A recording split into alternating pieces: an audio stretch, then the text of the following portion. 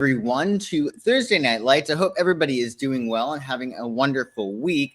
I recently came across this book, The 7 Primal Questions, and I realized that it could be very, very helpful for my clients.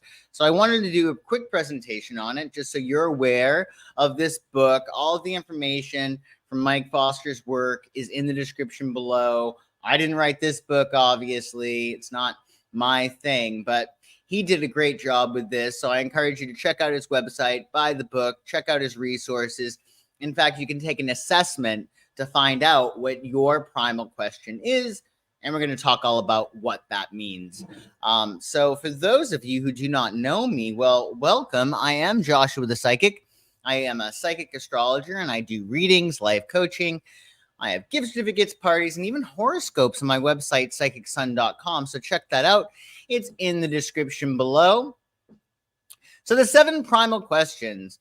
This is from Mike Foster, who's a best-selling author, speaker, and executive coach.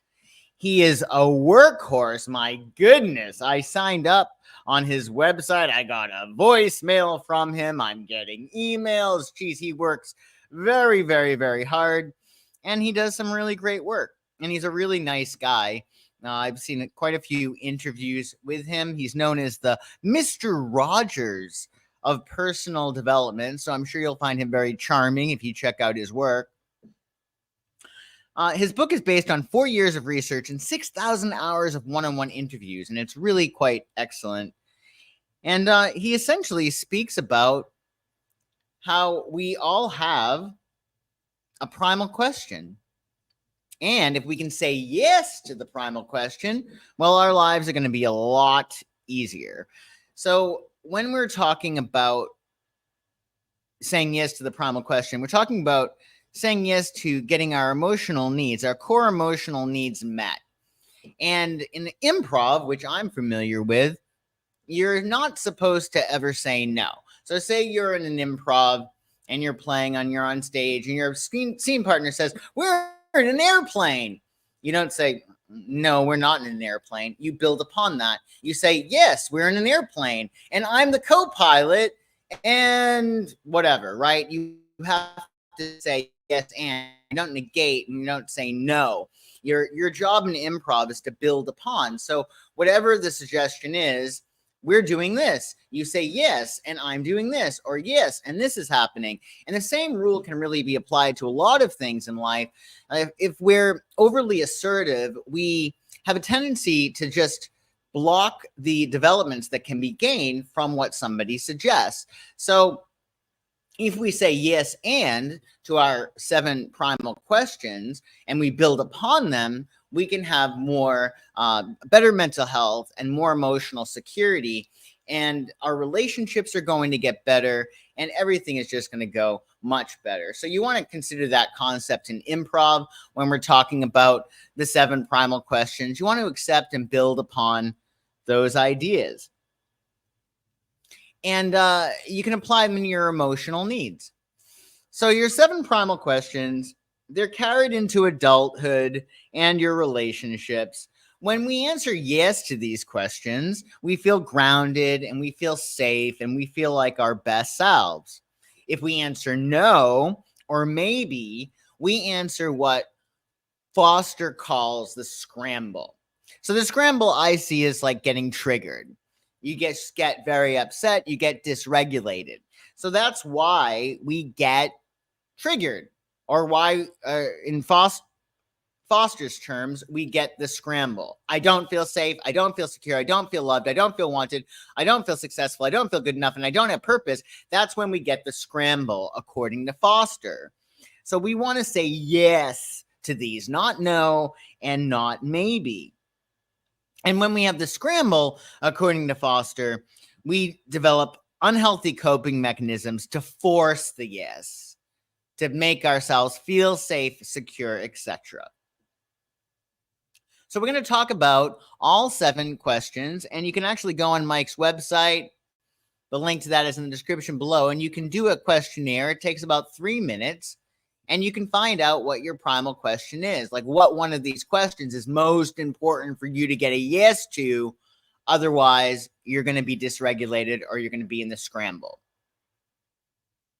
So the first question is, am I safe? And you can say, yes, you are safe because I create safety for myself and others. I set healthy boundaries. I cultivate secure relationships. So the core craving with question 1, Q1, is physical and emotional safety. If your primal question is, am I safe? You might not like negative surprises, right? Things that come up out of the blue are going to trigger you, get you in the scramble. The good thing about this being your primal question is that if safety is a big deal for you, you're going to go out of your way to make other people feel safe. You're going to be a guardian for other people. You're going to help other people feel safe. You're going to analyze and predict problems. If you are in the scramble and you don't feel safe, if this is your primal question or one of your primal questions, you might be a control freak. You might be hyper vigilant. What's going on? I hear a noise, like what's up? And you may have anxiety. And this can be problematic, right? Because we're in defensive mode. We're not in receptive mode. And if you know law of attraction, we have to be in receptive mode. We got to accept things happening. Accept what it is that we want to have happen to come into our lives. If we're hypervigilant and defensive, we're not going to be in receptive mode and we're not going to be allowing our manifestations. So that could be your primal question. And it's a matter of, you can even say, I am safe, I create safety, etc., etc. Now, the second question is, am I secure? So the core craving here is security, especially financial security. So the fears that you may have, if question 2 is your primal question. Hey, Casmar, nice to see you. Good evening. So if Q2 is your primal question, am I secure? You're focused really on security and you're fearful of not having a lack of money or not having enough people to support you. The good thing about having this as your primal question is that you're going to probably be a really great provider. You're going to overcompensate and make sure that you have plenty of money in the bank, that there's plenty of resources that you have, and you're probably going to be really good at creating a stable environment. Negatively, you could be obsessed. You could be obsessed with finances. I don't know if you've met those people. But there are some people that are literally multimillionaires, and they're worried about going broke in any moment in time. And it's not like they're spendthrifts. They're just very, very worried about that and concerned about that. So negatively, this could be obsession with finances, hoarding, etc. And also, if you think about it, it can lead you to a fear of failure. Say you're in a job that you really, really like and it's paying you well. You might have this security issue. If it's your primal question, it might keep you from taking a risk and switching jobs, the fear of failure that might be associated with that. But you can build upon your sense of security by saying to yourself and telling yourself and convincing yourself subconscious, I build financial stability. I develop my emotional security. I educate myself on personal finance. Because there are some people who literally have very, very little. And they are very secure. And there are some people who have a lot of financial resources and they just don't. So what's the point of having a lot of money if you can't enjoy it, if you can't relax? So that's question 2. Question 3 is, am I loved? So the core craving here is wanting to be loved, wanting to be seen, wanting to be known, wanting to be heard. A lot of people who had been interrupted, say they're interrupted in conversation, this is a big deal for them. They do not like being interrupted because they don't feel like they're being taken into consideration. They don't feel like they matter. So they fear, if you're a Q3 person, people with this primal question fear being dismissed, unheard, or not seen. It could be oftentimes most likely somebody who's in a large family or not. I mean, you could be an only child and have parents that are completely self-obsessed and wonder whether or not you are loved. The good thing about having this as your question is you develop these strengths of being really, really good at loving others, making people feel seen, making people feel heard. Because what we do, according to Foster, is we all psychology is based upon projection, right? So if I feel like my main concern is, am I loved? I'm going to project that onto you. I'm going to think, oh, she needs to know that she's loved. So I'm going to do that. So anybody who has whatever question you have, you're going to project that onto other people. And it's going to make you really good at providing them with that need. So, every gift is a curse. Every curse is a gift, so to speak. So am I loved? You're really good at creating safe environments for other people. When they're scrambled or when they're triggered, they might resort to people pleasing, overgiving, codependency, making sure that their needs are not being met, or making sure that other people's needs are met way, way before their own. And this could be a problem because if you're with somebody, you want them to love you and they want to love you, right? So you want to make sure that you're showing up authentically in your relationships so people know how to love you. If you're with somebody and they're really obsessed with baseball and you feel in order for you to be with them that you got to pretend you're obsessed with baseball, well, that's a problem because you're being disingenuous. So when the boyfriend winds up getting you a great baseball or takes you out to batting cages for a date, etc., he's not fulfilled because you're not fulfilled. So you want to make sure that you're being honest. You can say yes and to the primal question, am I loved? Yes, I practice self-love. Yes, I express gratitude. And yes, that you nurture your relationships. Now, Q4, the primal question, if your primal question is Q4, it's, am I wanted? So your core craving is wanting to be included, wanting to belong, wanting to be pursued even. So if anybody had any issues in terms of say, childhood, they were castigated out of the social circle. Because the thing is that is actually hitting upon a very primal need, way, way, way back when, not being part of the tribe or being castigated from the tribe meant death. Like, you have to be in the tribe if you're going to survive. Now we don't have that, but it might be embedded in our collective consciousness, right? It might be part of our ancestry that we need to be part of the tribe in order to survive, and we don't need to. Of course, it certainly helps matters. So am I wanted? They want to be included. They fear being excluded. They fear being replaced or being shunned, right? The good thing about these people, because they're so aware of their own need to be wanted, they're really good at welcoming other people. They're really good at accepting other people, making sure other people are included.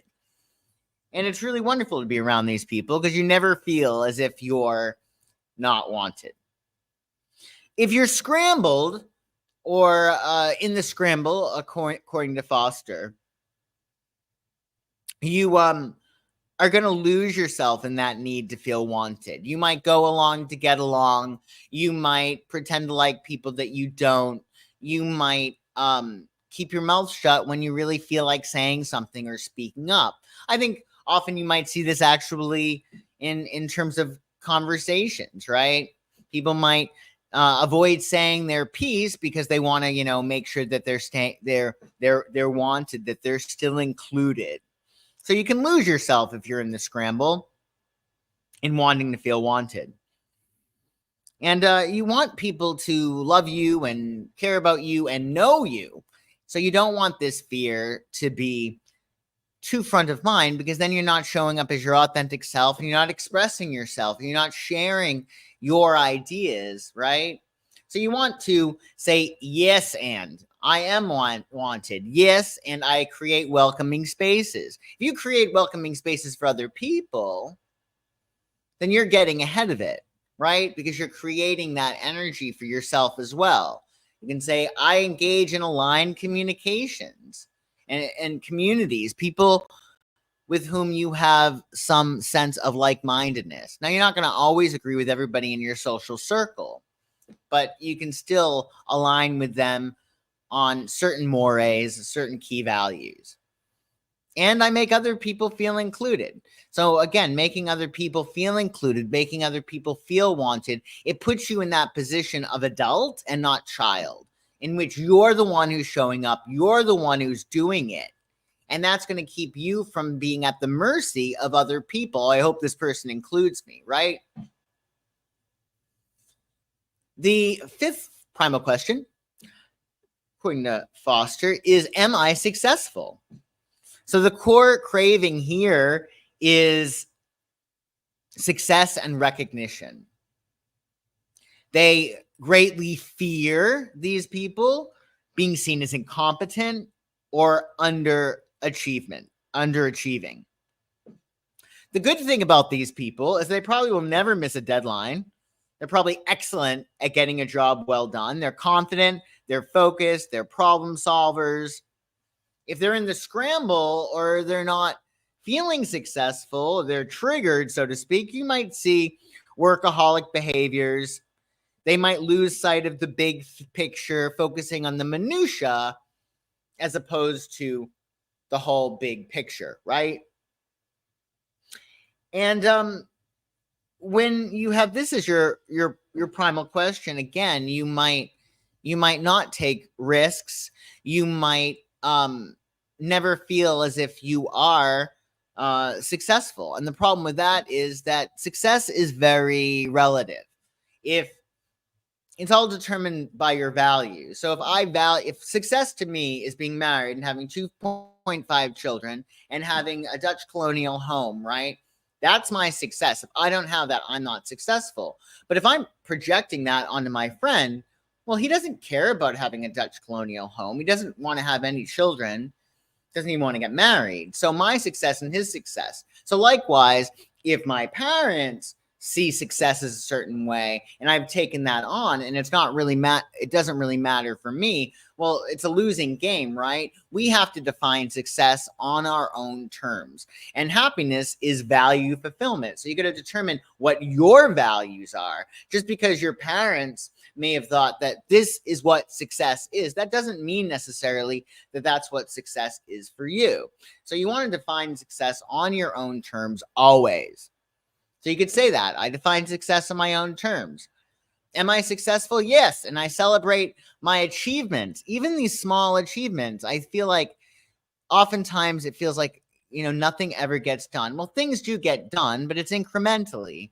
So it's important while you're making strides toward your goals to celebrate those small achievements along the way, because you want to get used to feeling like you've achieved. You want to get used to enjoying the sense of achieving things. And you can set meaningful goals, right? And that's going to really help you to feel very successful. Your sixth question 6, if you're a Q6 person, am I good enough? Well, these people crave to be seen as and to essentially be seen as valuable and good.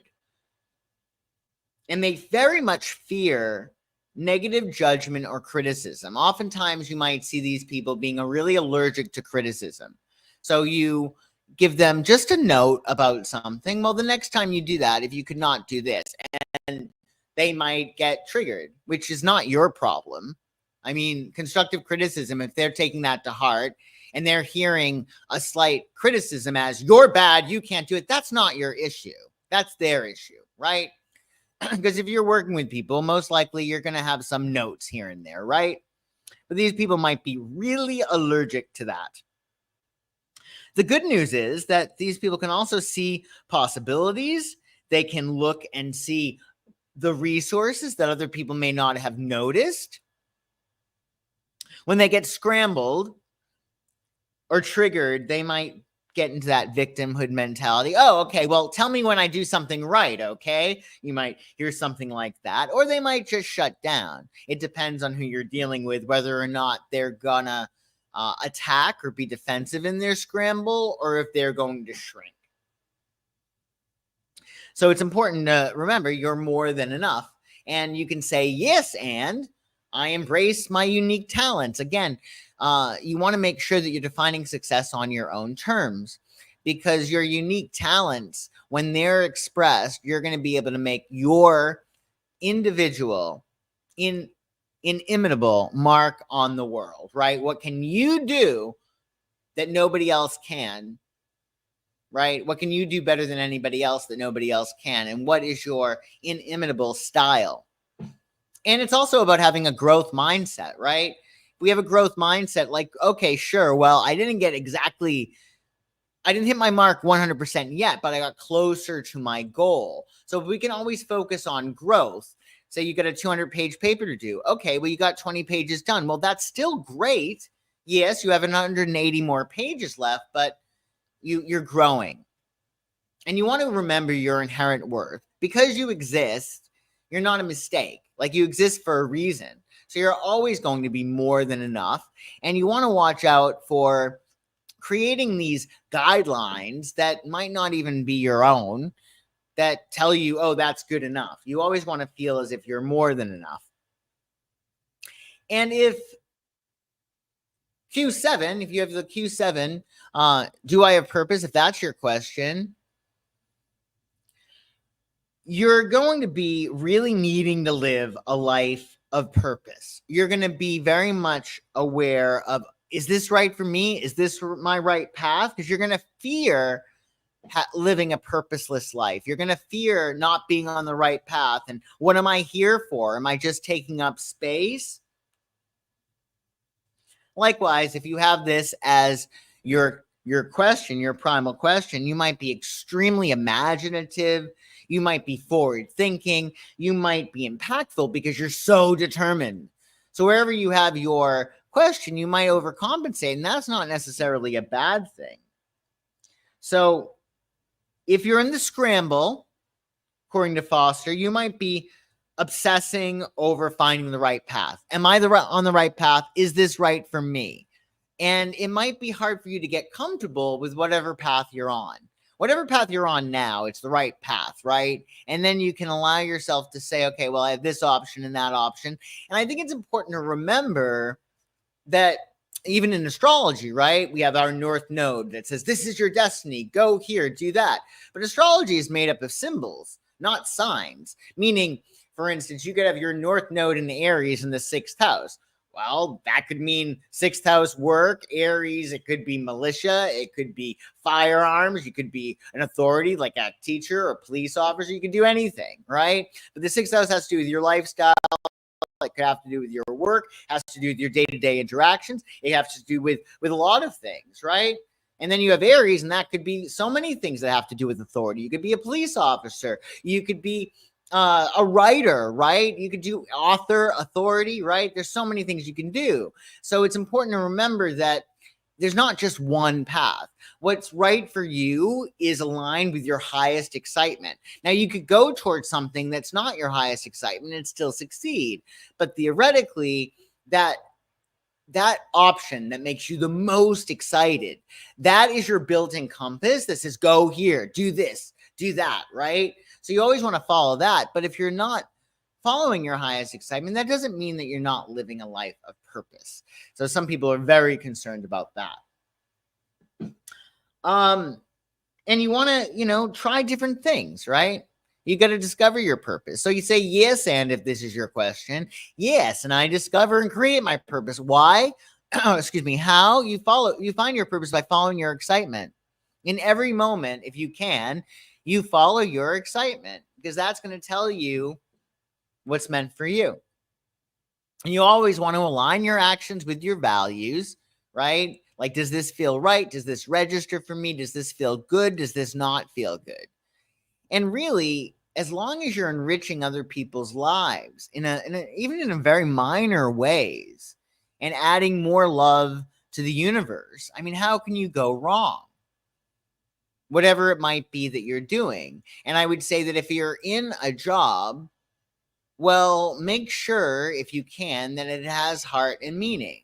It makes no sense to do a job that you don't love, because you're really doing a disservice for other people that could be in that job that love that profession, and for whomever you're serving. So you want to make sure that you're loving what you do. There might be, for some people, a belief like, I have to suffer, I have to struggle professionally. Well, that becomes an apparency, and therefore you do, right? But you always want to make sure that you're doing something that feels good. And if you are in a job, by all means, do as good of a job as possible, because it's not fair otherwise to your employer, not fair to the clients that you're serving, if you're not allowing yourself to show up fully. So there's no real positive to doing something that you don't want to do, right? Sometimes we always in our jobs have to do things that we don't want to do, but still, if we're in that position, we owe it to ourselves, those people that we're serving, the world at large, to really show up and do a good a job as possible and enrich other people's lives. So you can say yes and to all of these questions by transforming your talk, right? Your self-talk. So you can look at all of these questions, and I do think that all questions are going to be important. Even if you have one primal question, which we all do, apparently, according to Foster, you want to say yes to all of them.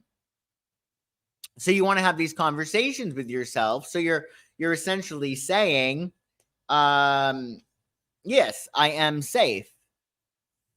Yes, I am loved. Yes, I am good enough, etc.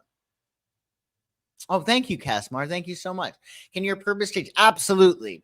Yeah, absolutely. I think that for some people, their purpose does change because they evolve. So as soon as you learn more and you get a sense of more of what's out there, then you're more aware.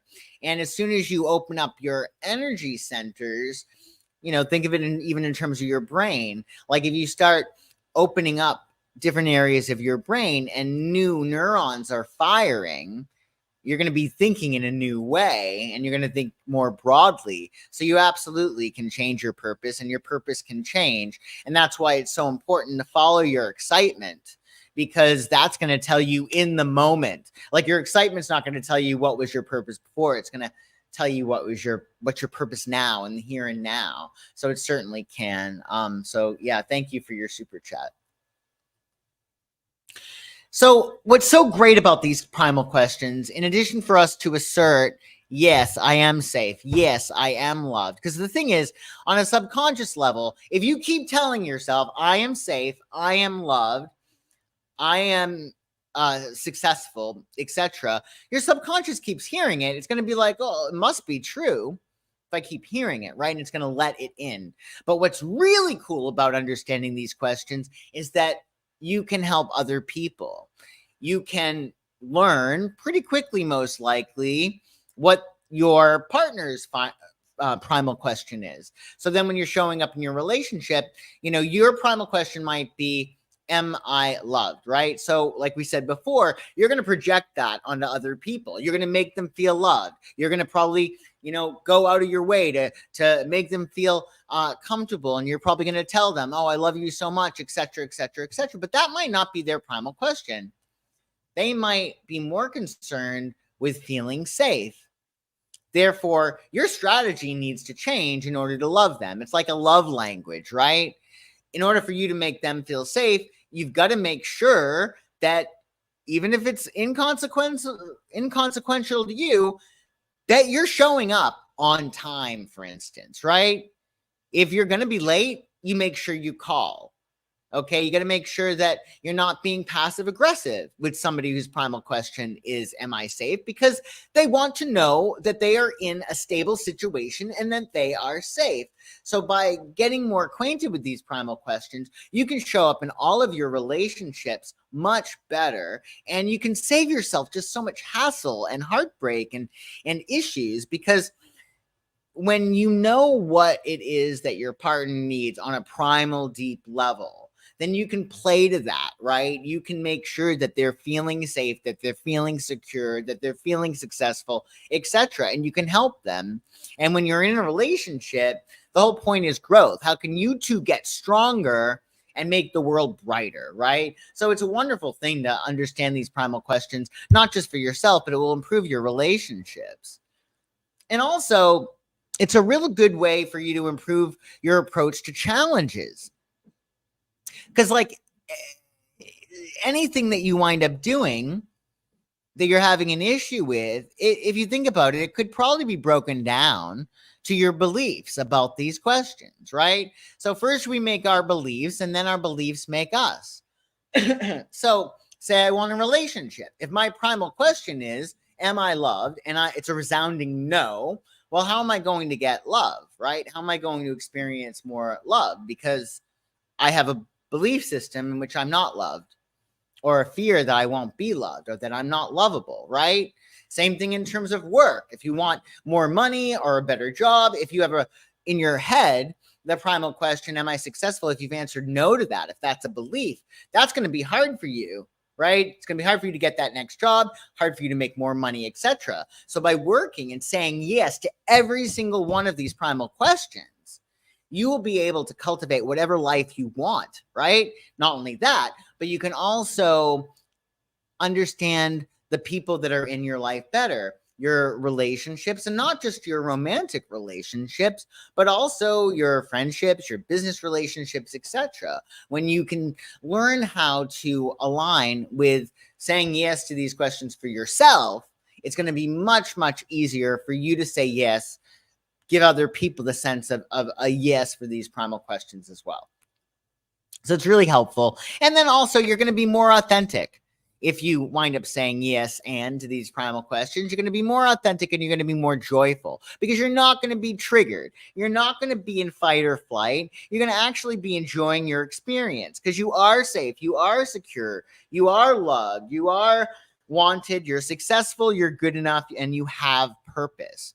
So the more you can say yes to every single one of these primal questions, of course, zooming in on the one that is your primal question according to the assessment or whatever you feel might be the case, it's just going to make your life wonderful, much, much easier. So practice saying yes, have new conversations with yourself about these. And embrace your core needs. Like, find out what it is that you actually need. We spoke, I don't know if we actually did a presentation on it, but you heard about those the love language, right? Some people's love language are acts of service. They want to be picked up at the airport. They want somebody to unload the dishwasher. For other people, they might want words of affirmation. They might want, oh, I love you so much, honey. You look so beautiful in that, whatever. They want to hear that, right? The different love languages are how we need to learn how to love people based upon what love language they have, right? But this is even deeper. This takes that to that next level. So if you can learn what other people value or what they need in order to feel safe and secure, etc., that's going to also really, really help your relationships a lot. And when you have your core needs met, you're going to live a richer, more fulfilling life. So I hope this was helpful and fun. Of course, you can check out Mike's website, grab his book if you're so inclined. There's lots of interviews with this great guy online. You can just tell he's a great, great guy, and he is a workhorse, quite the hard worker. And as for myself, if you're interested in astrology or coaching or readings or gift certificates, etc., well, check out my website, psychicsun.com. The link to everything is in the description below. I hope you enjoyed this quick presentation and that it helps you say yes to all of those primal questions. Thank you again, Kasmar, for joining, and I shall see you tomorrow for This Week Astrology at 1 p.m. Eastern. So take care, everybody, and thanks for joining. Bye-bye.